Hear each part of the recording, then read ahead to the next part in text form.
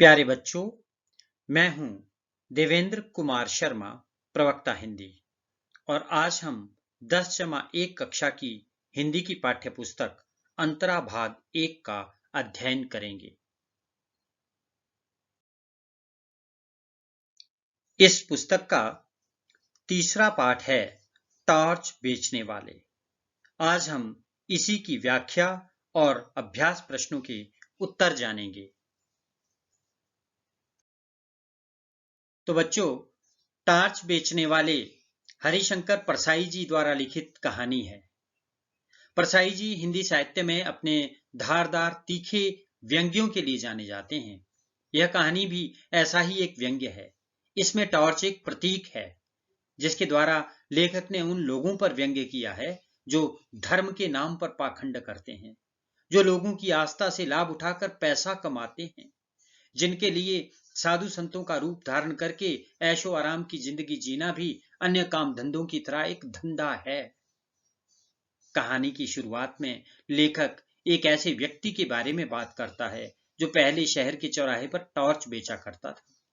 बीच में पिछले कुछ दिनों से वह कहीं दिखाई नहीं दिया, लेकिन अचानक से एक दिन दिखाई दिया तो उसने दाढ़ी बढ़ा रखी थी, लंबा कुर्ता पहन रखा था। उसके ऐसे बदले हुए रूप को देखकर लेखक हैरान होकर उससे पूछता है, अरे भाई, कहाँ रहे इतने दिन? और ये दाढ़ी क्यों बढ़ा रखी है? बाहर गया था। आज तुम टॉर्च नहीं बेच रहे हो? अरे वो काम तो कब का बंद कर दिया। ओह, अब तो आत्मा के भीतर टॉर्च जल उठा है। अच्छा। ये सूरज छाप टॉर्च अब व्यर्थ मालूम होते हैं। तुम शायद संन्यास ले रहे हो। जिसकी आत्मा में प्रकाश फैल जाता है वो इसी तरह काम चोरी पर उतर आता है। अरे किससे दीक्षा ले आए? देखिए, ऐसे कठोर वचन मत बोलिए। आत्मा सबकी एक है।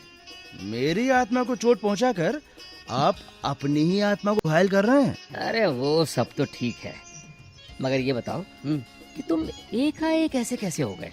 क्या पत्नी ने तुम्हें त्याग दिया? हा? क्या उधार मिलना बंद हो गया? जी, क्या साहूकारों ने ज्यादा तंग करना शुरू कर दिया? आखिर बाहर का टॉर्च भीतर आत्मा में कैसे घुस गया? आपके सब अंदाजे गलत हैं। अरे ऐसा कुछ भी नहीं हुआ। बस एक घटना हो गई है जिसने जीवन ही बदल दिया।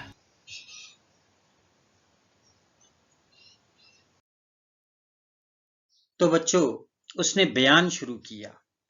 5 साल पहले की बात है। मैं अपने एक दोस्त के साथ हताश एक जगह बैठा था। हमारे सामने आसमान को छूता हुआ एक सवाल खड़ा था। वह सवाल था, पैसा कैसे पैदा करें?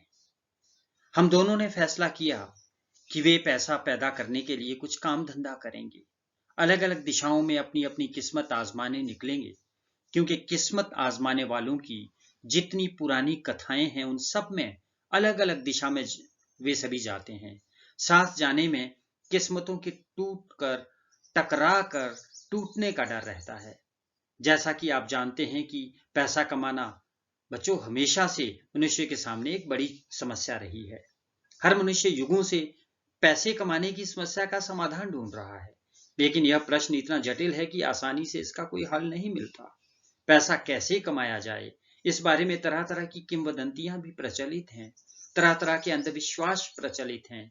लोग हर तरह से यह जानने की कोशिश करते हैं कि किस्मत कैसे खुलती है। इन दोनों दोस्तों की बातचीत से भी यही पता चलता है कि वे कोई जोखिम नहीं उठाना चाहते। इसीलिए दोनों ने अकेले जाने का फैसला लिया। उन दोनों ने वादा किया कि वे 5 साल बाद ठीक इसी तारीख को, इसी वक्त, इसी स्थान पर मिलेंगे। इसके बाद वे दोनों अलग अलग दिशाओं में चल पड़े। पहले दोस्त ने टॉर्च बेचने का धंधा कर लिया। उसने अपनी टॉर्च का नाम सूरज छाप टॉर्च रखा। वह चौराहे पर या मैदान में लोगों को इकट्ठा कर लेता और बहुत नाटकीय ढंग से कहता, आजकल सब जगह अंधेरा छाया रहता है, रातें बेहद काली होती हैं, अपना ही हाथ नहीं सूझता, आदमी को रास्ता नहीं दिखता, वह भटक जाता है, उसके पांव कांटों से बिंध जाते हैं, वह गिरता है और उसके घुटने लहूलुहान हो जाते हैं, उसके आसपास भयानक अंधेरा है, शेर और चीते चारों तरफ घूम रहे हैं, सांप जमीन पर रेंग रहे हैं, अंधेरा सबको निकल रहा है, अंधेरा घर पर भी है। आदमी रात को पेशाब करने उठता है और सांप पर उसका पांव पड़ जाता है। सांप उसे डस लेता है और वह मर जाता है। प्यारे बच्चों, इस प्रकार वह लोगों में अंधेरे का डर पैदा करता था। कोई भी आदमी जब डरा हुआ होता है तो उससे कोई सही गलत बात मनाना आसान हो जाता है। आपने देखा होगा कि जब कोई व्यक्ति अपनी बातों से हमारे मन में एक खास प्रकार का डर बैठा देता है तो वह अपनी किसी भी चीज को आसानी से हमें बेच देता है।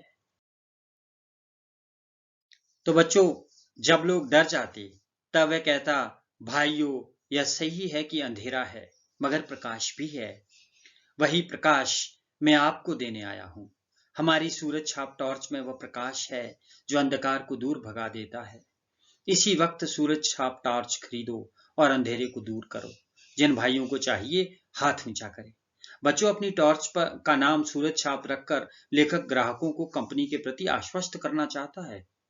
इस नाम के द्वारा लेखक यह व्यंग्य करना चाहता है कि वह व्यक्ति अपनी टॉर्च को सूरज की तरह प्रकाश देने वाली कहकर प्रचारित करता है, जबकि सूरज के प्रकाश की बराबरी कोई कर ही नहीं सकता। इस प्रकार उसके टॉर्च बिक जाते और वह मजे में जिंदगी गुजारने लगा। वायदे के मुताबिक ठीक 5 साल बाद वह उस जगह पहुंचा जहां उसे अपने दोस्त से मिलना था।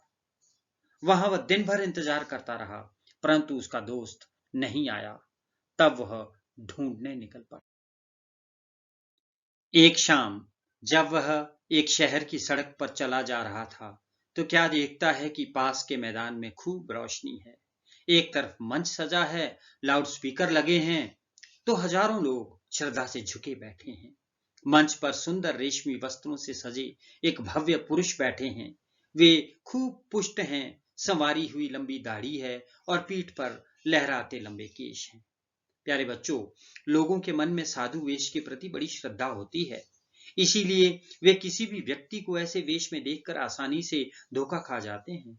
शायद ऐसे ही धोखा देने वाले पाखंडी संतों को देखकर कबीर ने कहा था, मन मैला तन उजला, बगुला कपटी अंग, तासों तो कौवा भला, तन मन एक ही रंग।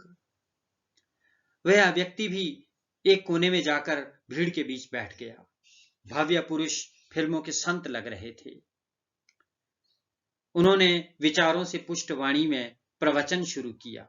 वे इस तरह बोल रहे थे जैसे आकाश के किसी कोने से कोई रहस्यमय संदेश उनके कान में सुनाई पड़ रहा है, जिसे वे अपने अनुयायियों को सुना रहे हैं। मैं आज मनुष्य को एक घने अंधकार में देख रहा हूं। ये युग ही अंधकारमय है। मनुष्य इस अंधकार से घबरा उठा है।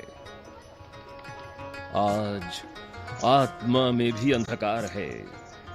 मानव आत्मा अंधकार में घुटती है। मैं देख रहा हूं। भाइयों और बहनों, डरो मत। जहां अंधकार है वहीं प्रकाश है। अंधकार में प्रकाश की किरण है। जैसे प्रकाश में अंधकार की किंचित कालिमा है, प्रकाश बाहर नहीं है, उसे अंतर में खोजो। अंतर में बुझी उस ज्योति को जगाओ। मैं तुम्हारे भीतर वही शाश्वत ज्योति जगाना चाहता हूं। उस ज्योति को अपने भीतर जगाओ।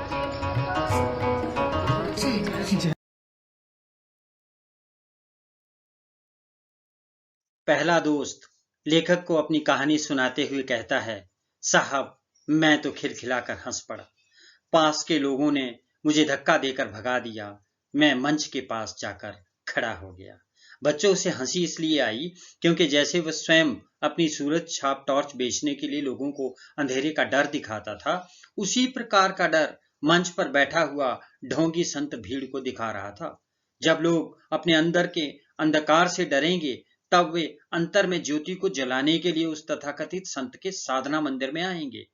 इसी से उसका धंधा चलेगा। लोगों की आस्था के साथ कैसे खिलवाड़ किया जा सकता है आस्था का बाजारीकरण कैसे हो सकता है, संत का भाषण यही दर्शाता है। पहला दोस्त लेखक को बताता है कि भव्य पुरुष मंच से उतरकर कार पर चढ़ रहे थे। मैंने उन्हें ध्यान से पास से देखा। उनकी दाढ़ी बड़ी हुई थी, इसलिए मैं थोड़ा झिझका, पर मेरी तो दाढ़ी नहीं थी। मैं तो उसी मौलिक रूप में था। उन्होंने मुझे पहचान लिया। बोले, अरे तुम। मैं पहचान कर बोलने ही वाला था कि उन्होंने मुझे हाथ से पकड़कर कार में बिठा लिया।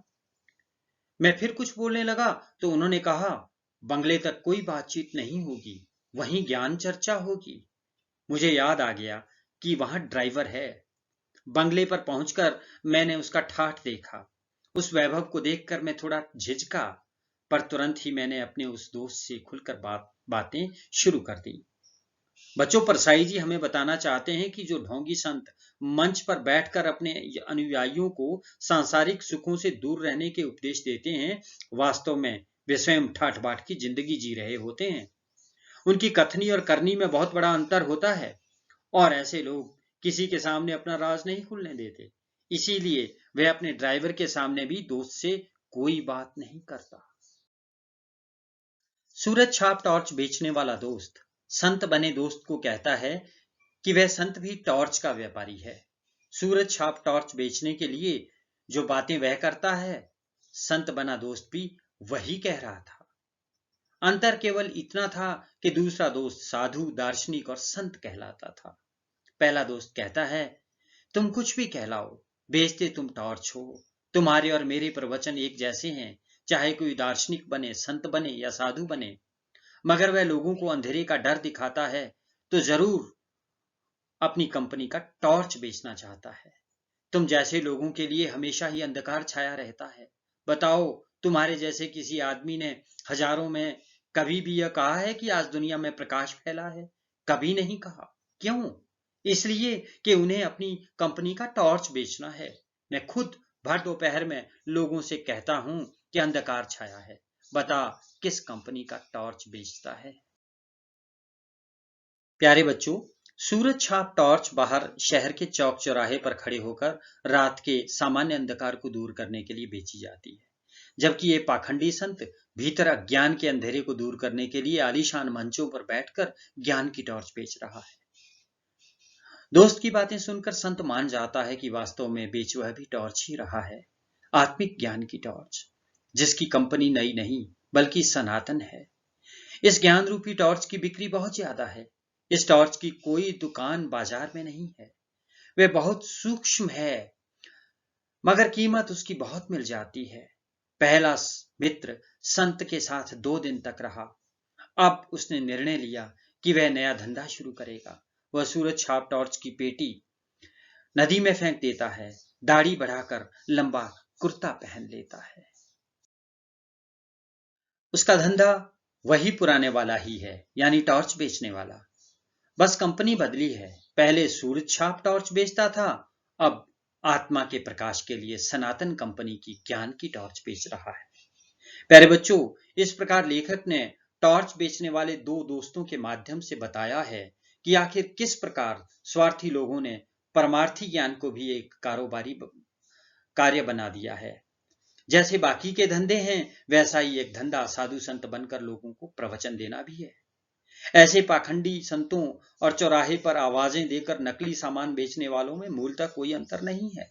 अंतर केवल कंपनी का है, यानी बाहर चौराहे पर जो टॉर्च बिक रही है उसका ब्रांड सूरज है, जबकि ये संत जिस ज्ञान की टॉर्च को बेच रहे हैं वह सनातन कंपनी है, यानी आत्मा के अंधेरे को दूर करने वाली ज्ञान की टॉर्च हमेशा से बिकती रही है। लोग इनकी बातों में आकर हमेशा से मूर्ख बनते रहे। प्यारे बच्चों, ये तो थी कहानी। इस पाठ से कुछ गद्यांशों की सप्रसंग व्याख्या के प्रश्न भी आपसे पूछे जाएंगे, जिनके उत्तर आपको प्रसंग, व्याख्या और विशेष के साथ देने होंगे। प्रस्तुत कहानी में से ऐसे ही 2 गद्यांशों की सप्रसंग व्याख्या नमूने के तौर पर करके हम देखेंगे।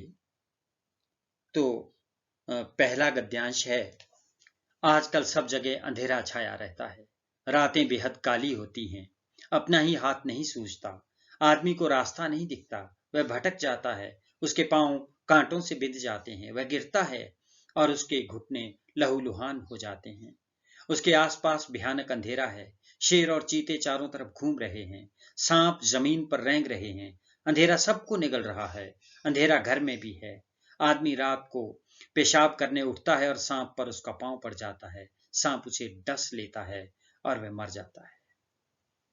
इस गद्यांश की सप्रसंग व्याख्या करने के लिए जब हम इसका प्रसंग लिखेंगे, उसमें वही कम से कम 3 चीजें जो हम पद्यांशों की सप्रसंग व्याख्या के लिए उसके प्रसंग में देते हैं, यानी उस पाठ का नाम, लेखक का नाम और उस गद्यांश का कथ्य क्या है, उसमें क्या कहा गया है।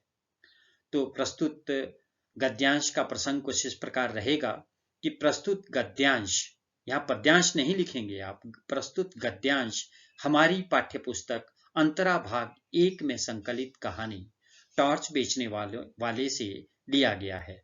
इसके लेखक हरिशंकर परसाई हैं। इसमें पहला व्यक्ति अपनी सूरज छाप टॉर्च बेचने के लिए लोगों को अंधेरे का डर दिखा रहा है। व्याख्या में बच्चों जो हमारे लिए मूल गद्यांश दिया है वो वैसे का वैसा आपने नहीं उतारना है, बल्कि अगर कहीं उसमें व्याख्या की गुंजाइश है, कहीं कठिन शब्द है, उन सब का अर्थ करना है, और जो शब्द, जो वाक्य ऐसे हैं जिनको तोड़कर 2 या 3 वाक्यों में समझाने की आवश्यकता है, उनको भी उस प्रकार दिया जाएगा। सूरज छाप टॉर्च बेचने वाला चौराहे या मैदान में खड़ा होकर कहता है कि आजकल सब जगह अंधेरा छाया रहता है। रातें बेहद काली होती हैं। अंधेरा इतना गहरा होता है कि यदि कोई आदमी अपना ही हाथ देखना चाहे तो उसे वह भी दिखाई नहीं देता। यदि रात को कहीं जाना हो तो उसे रास्ता भी दिखाई नहीं देता, वह भटक जाता है। अंधेरे में चलने के कारण पांव कांटों से बिध जाते हैं। अंधेरे में गिरने और घुटनों के लहूलुहान होने का डर भी बना रहता है।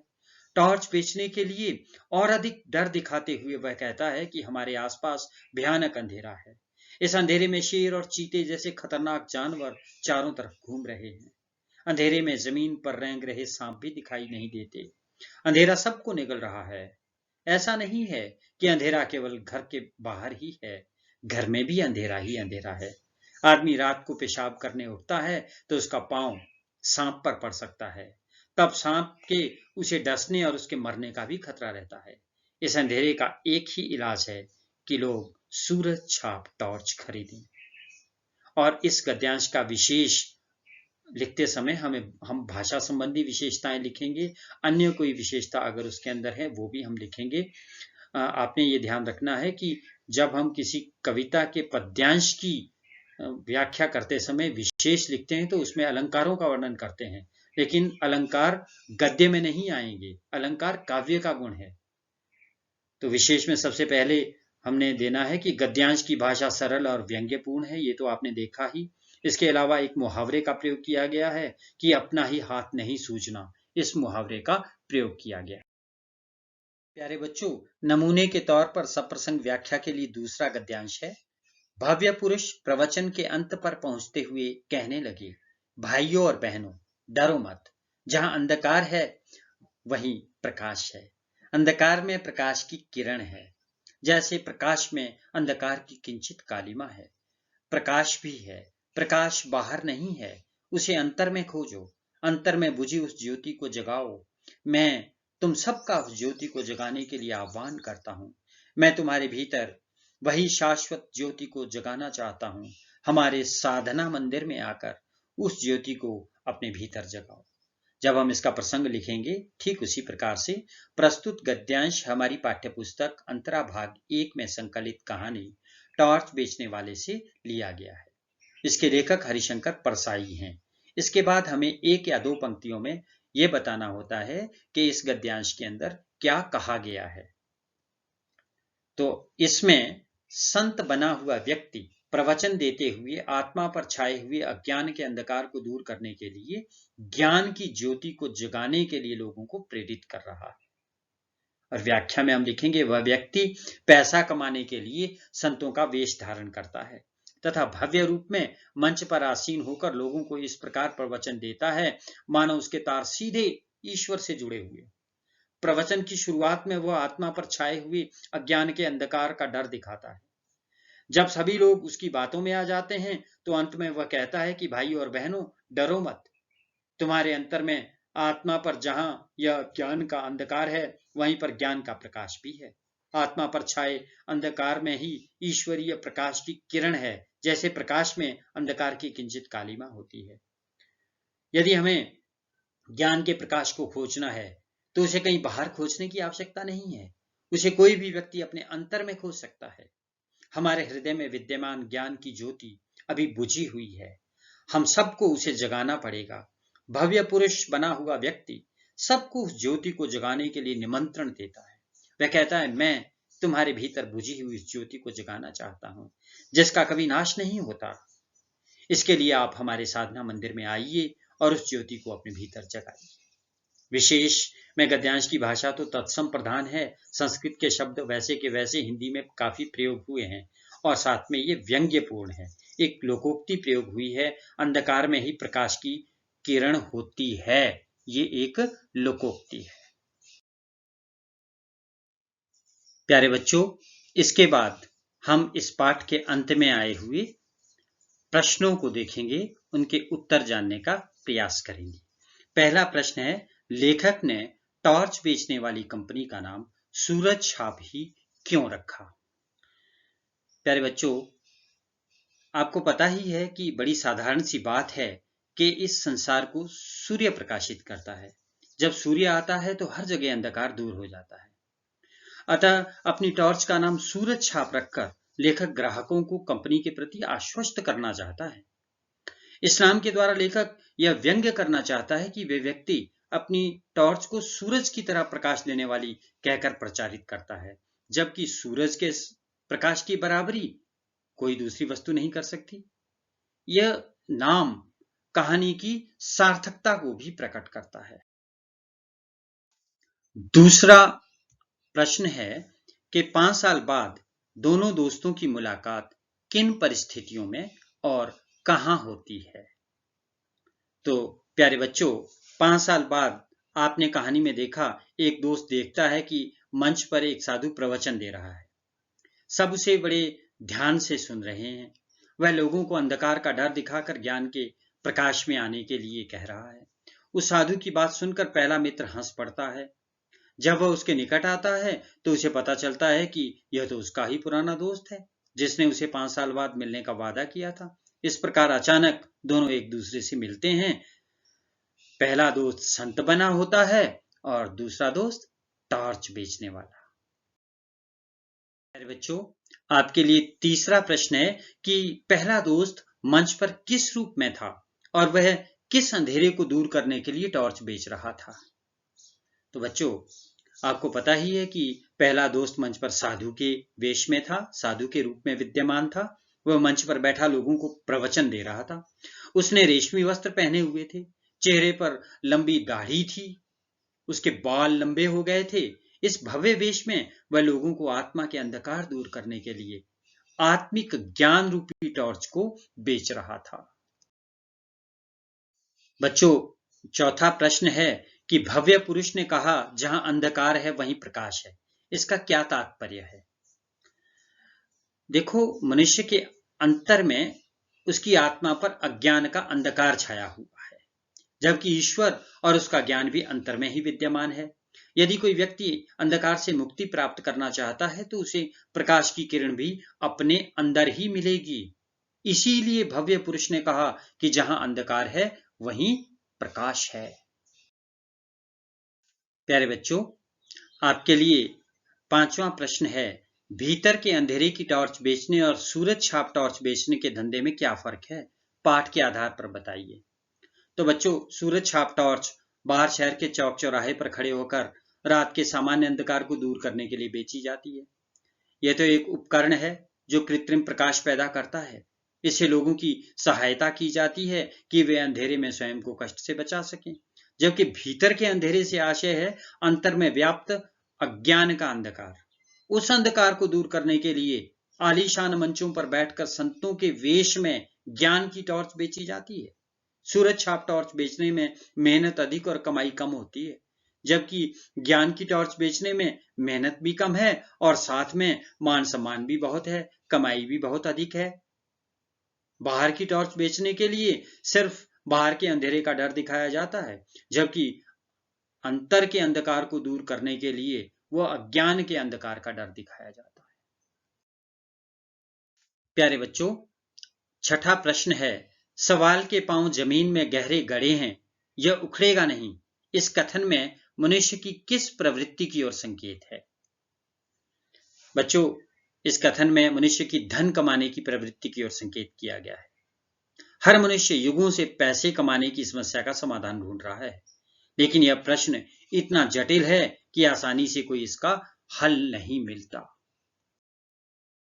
बच्चों, आज के पाठ में बस इतना ही। जय हिंद।